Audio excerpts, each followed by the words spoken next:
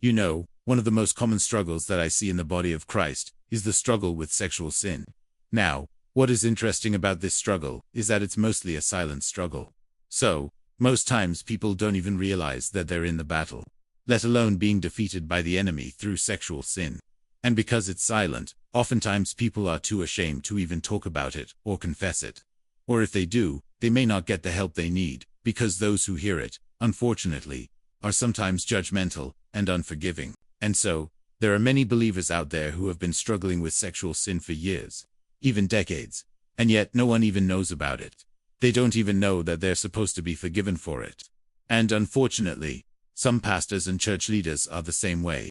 Now, remember when Jesus was talking to the woman caught in adultery? He told her, "Neither do I condemn you. Go and sin no more."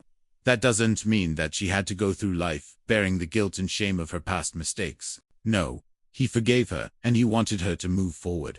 But only after acknowledging the sin and repenting of it can someone be set free from it. And until we acknowledge our sin, we cannot receive God's forgiveness and experience His healing.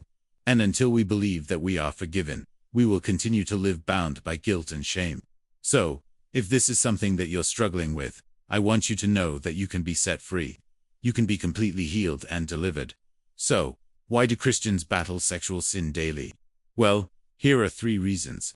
Number 1, it's easier to fall than we think. In fact, I would say it's actually easier to fall now than it ever has been before.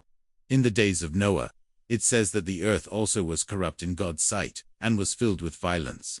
And it goes on to say that the Lord saw how great the wickedness of the human race had become on the earth, and that all the inclination of the thoughts of the heart of man was only evil continually. This was back in Genesis chapter 6. So, what we have here is an entire generation that was just evil. But yet the Bible tells us that before the flood, the days of old, it was a time when people lived longer than they did at any other time in history. The oldest person on the planet at that time was Methuselah, who lived to the ripe age of 969 years old. Now, this is important because what we have here is a group of people who were so wicked, according to God's standard, but yet they lived very long lives. And I bring this up because there is this idea that if you are old enough, then you should be mature enough in your walk with God. I mean, you've had plenty of time to learn right from wrong, right? But I think this passage teaches us the exact opposite.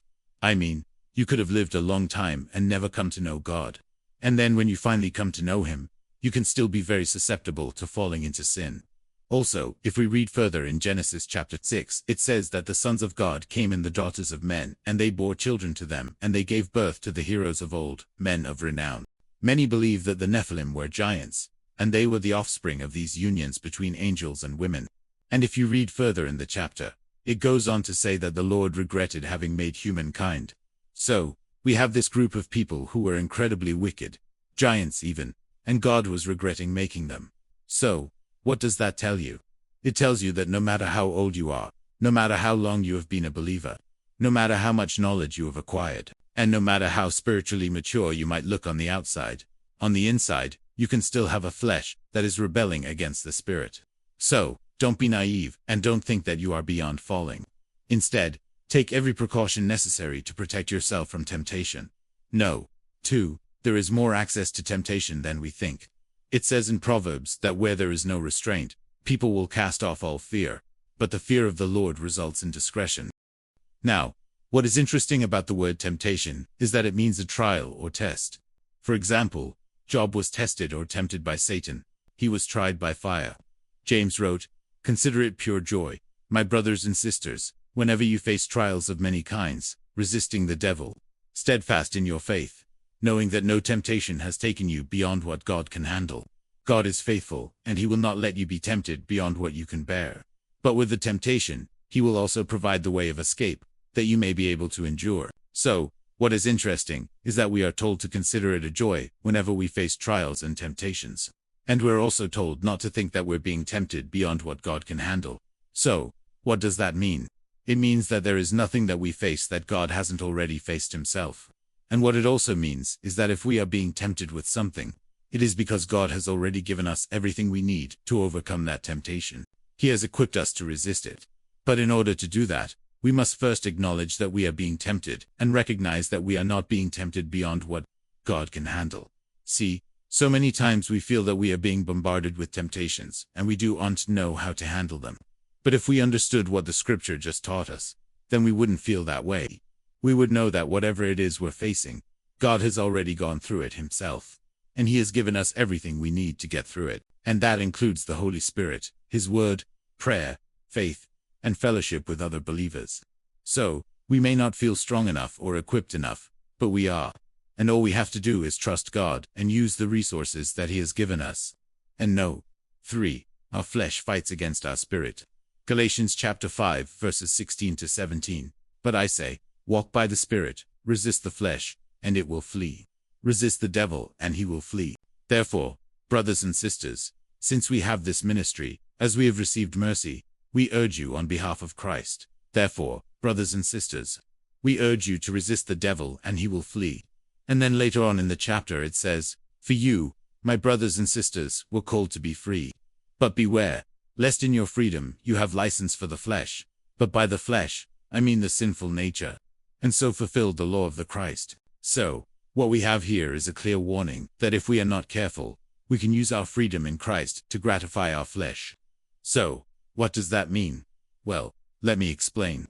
In 1 Corinthians chapter 3, Paul talks about having carnal, unspiritual people in the Corinthian church, and he uses the illustration of nursing milk and solid food.